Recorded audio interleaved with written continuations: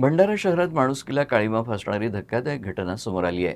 30 वर्षाच्या विकृत मानसिकतेच्या तरुणानं अवघ्या 4 वर्षांच्या चिमुरडीवर लैंगिक अत्याचार करण्याचा प्रयत्न केलाय.